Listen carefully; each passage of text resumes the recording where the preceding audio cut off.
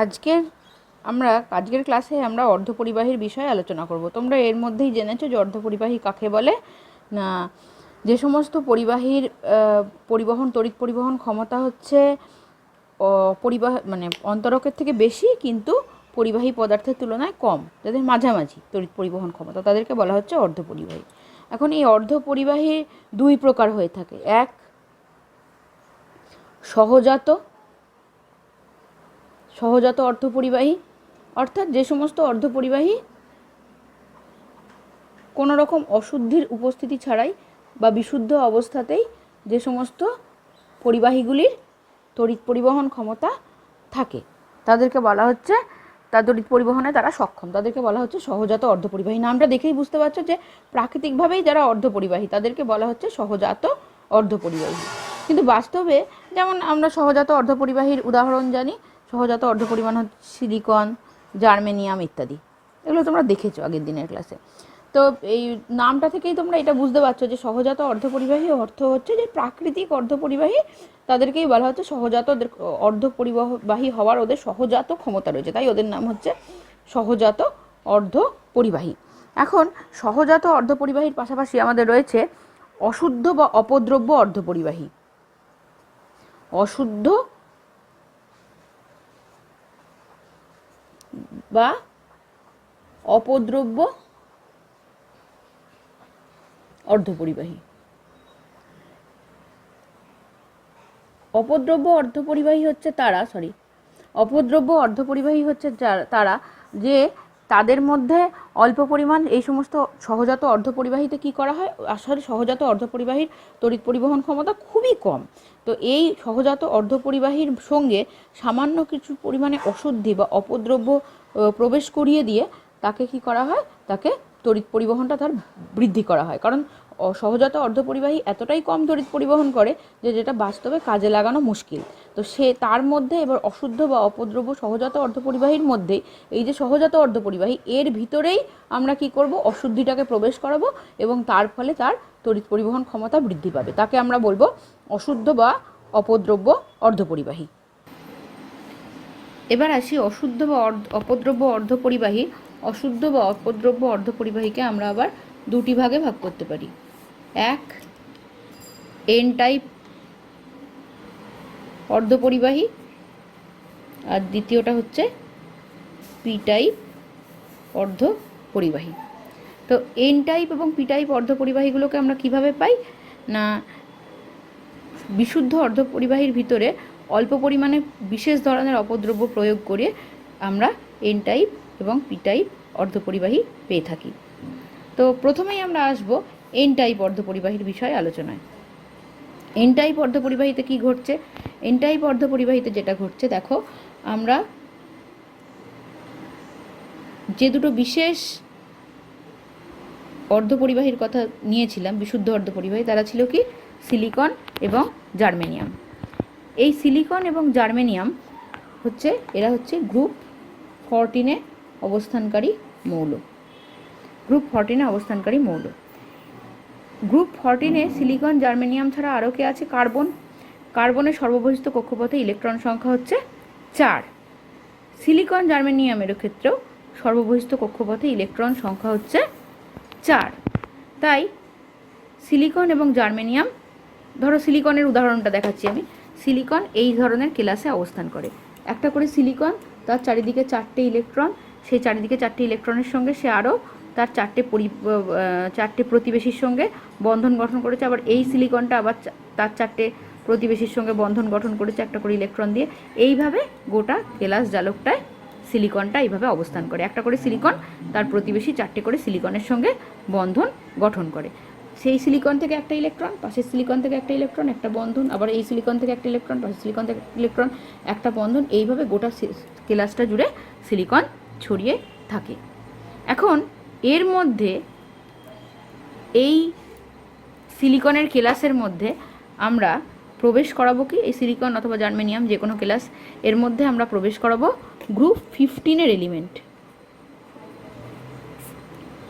Group 15-এর। আচ্ছা, এবার কি ফসফরাস ডোপিং করলে কি ঘটছে সেটা জানবার আগে আমরা দেখব যে ফসফরাসের ইলেকট্রন বিন্যাস কীরূপ। ফসফরাস হচ্ছে গ্রুপ 15-এ অবস্থানকারী মৌল, যার পরমাণু ক্রমাঙ্ক হচ্ছে 15। ফসফরাসের পরমাণু ক্রমাঙ্ক হচ্ছে 15। তাহলে এর ইলেকট্রন বিন্যাস কি? 1s2, 2s2, 2p6, 3s2, 3p3। তাহলে 2p6 করে এখানে 10টা হয়ে যায়, জানোই তোমরা। আর 3s2, 3p3 মানে মোট 5টা, তাহলে হচ্ছে 10 আর 5-এ মোট হচ্ছে ইলেকট্রন হচ্ছে 15টা। তাহলে দেখো সর্ববহিস্থ কক্ষপথে ফসফরাসের অবস্থানকারী ইলেকট্রন কটা? সর্ববহিস্থ কক্ষপথে ইলেকট্রন রয়েছে 5টা। আচ্ছা, তো 3s2, 3p3, তাহলে সর্ববহিস্থ কক্ষপথে ইলেকট্রন সংখ্যা ফসফরাসের কত? সর্ববহিস্থ কক্ষপথে ইলেকট্রন সংখ্যা হচ্ছে 5টা। সর্ববহিস্থ কক্ষপথে ইলেকট্রন সংখ্যা হচ্ছে 5। আচ্ছা, এবার কি ঘটছে আমরা দেখি। এখন আমরা যেটা করব সেটা হচ্ছে, এই যে সিলিকনের কেলাসটা ছিল না, এর মধ্যে খুব অল্প পরিমাণে ফসফরাস প্রবেশ করাবো। যদি খুব অল্প পরিমাণে ফসফরাস প্রবেশ করানো হয়, তাহলে কি হবে? সিলিকনের এই যে গঠন কাঠামো, এই গঠন কাঠামোটা বজায় থাকবে, কিন্তু একটা সিলিকনকে সরিয়ে সেই জায়গা নেবে, কিছু কিছু সিলিকনকে মাঝখান থেকে সরিয়ে দেবে, এবং সেই জায়গা নেবে কে? সে হচ্ছে ফসফরাস পরমাণু। সিলিকন পরমাণুকে সরিয়ে দিয়ে সেই জায়গায় অবস্থান করবে কে? ফসফরাস পরমাণু। যদি বেশি পরিমাণে ফসফরাস প্রবেশ করিয়ে দেওয়া হতো, তাহলে সিলিকনের এই যে স্ট্রাকচারটা, এটা ভেঙে যেত। কিন্তু সেই পরিমাণে প্রবেশ করানো হয় না, খুব কন্ট্রোল করা হয়, পরিমাণটা খুব অল্প পরিমাণে দেওয়া হয়, যার ফলে কিছু কিছু সিলিকন পরমাণুকে প্রতিস্থাপিত করে সেই জায়গায় প্রবেশ করে ফসফরাস পরমাণু। এখন সিলিকন যে ছিল, সিলিকনের বাইরের কক্ষে, এই সিলিকনটাকেই বিবেচনা করো। এই সিলিকনের বাইরের কক্ষে ইলেকট্রন সংখ্যা কত ছিল? এই সিলিকনের বাইরের কক্ষে ইলেকট্রন সংখ্যা ছিল 1, 2, এই হচ্ছে তোমার 3, এই 4টে ইলেকট্রন ছিল। ফলে সে কী করছিল? ফলে সে 4টে সিলিকনের সঙ্গে 4টে বন্ধন গঠন করছিল, আশপাশে 4টে সিলিকনের সঙ্গে 4টে বন্ধন গঠন করছিল। এটা আমরা আগে এক্ষুনি দেখলাম। এখন ফসফরাসকে যখন আমরা প্রবেশ করছি, তখন তো আর তার তো ইলেকট্রন সংখ্যা 4 নয়, কিন্তু তার আশপাশে 4জন প্রতিবেশীর সঙ্গেই সে বন্ধন গঠন করতে পারবে। এই ফসফরাসের ইলেকট্রন সংখ্যা হচ্ছে 1, 2, 3, এই 4, আবার এর সঙ্গে এই 5ও অবস্থান করছে। এই 4টে ইলেকট্রনকে সে কাজে লাগিয়ে সে 4টে সিলিকনের সঙ্গে বন্ধন গঠন করলো, কিন্তু এই যে বাড়তি ইলেকট্রনটা, সেই বাড়তি ইলেকট্রনটা দ্বারা কিন্তু ফসফরাস আর কারোর সঙ্গে বন্ধন গঠন করতে পারবে না। সে যেহেতু স্ট্রাকচারটা মেনটেন হয়েছে এখানে, যার ফলে কি হচ্ছে? সে পাশাপাশি 4টে সিলিকনের সঙ্গেই স্ট্রাকচারটা দেখো মেনটেন হয়েছে। যদি এখানে 5টা সিলিকনের সঙ্গে বন্ধন গঠন করতে চায়, তাহলে কী হবে? স্ট্রাকচারটা ব্রেক হয়ে যাবে। সেটা তো আমরা সেই পরিমাণে আমরা প্রবেশ করাইনি, খুব অল্প পরিমাণে প্রবেশ করিয়েছি, এবং এই 4টে সিলিকনের সঙ্গে সে বন্ধন গঠন করেছে, এবং বাড়তি একটা ইলেকট্রন কি হচ্ছে? বাড়তি একটা ইলেকট্রন এইভাবে কেলাসের মধ্যে রয়ে যাচ্ছে। এখন যেহেতু এই বাড়তি 5ম ইলেকট্রনটা, এর আর বন্ধন গঠন সম্ভব নয়, তাহলে এই সিলিকনের কেলাসের মধ্যে কিভাবে অবস্থান করবে না? এই সিলিকনের কেলাসের মধ্যে অবস্থান করবে ফ্রি ইলেকট্রন হিসেবে। ঠিক আছে? তাহলে ফ্রি ইলেকট্রন হিসেবে তাহলে কি করছে? প্রত্যেকটা ফসফরাস সাপেক্ষে একটা করে ইলেকট্রন বাড়তি হচ্ছে, এবং এই বাড়তি ইলেকট্রনটা দান করছে কে? দান করছে ফসফরাস। তাই ফসফরাসকে আমরা বলছি, ফসফরাস হলো, তাই আমরা বলছি ফসফরাস হলো দাতা। ঠিক আছে? ফসফরাস হলো দাতা, যাকে ইংরেজিতে বলা হচ্ছে ডোনার।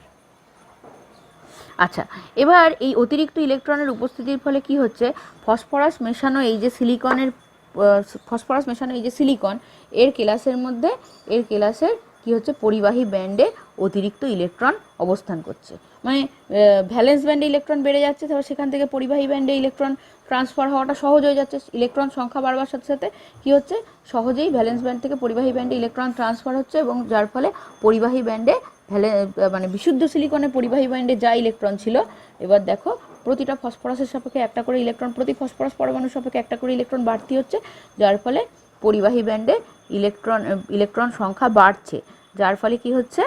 এই ইলেকট্রন বাড়ছে, এবং এর ফলে এই ফসফরাস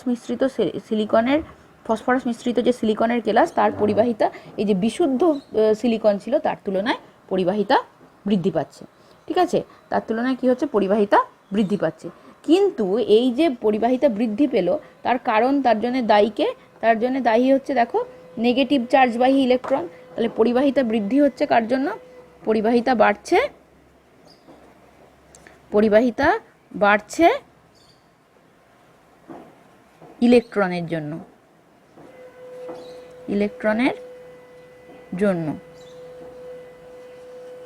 ঠিক আছে, ইলেকট্রনের জন্য। ইলেকট্রন কি চার্জবাহী?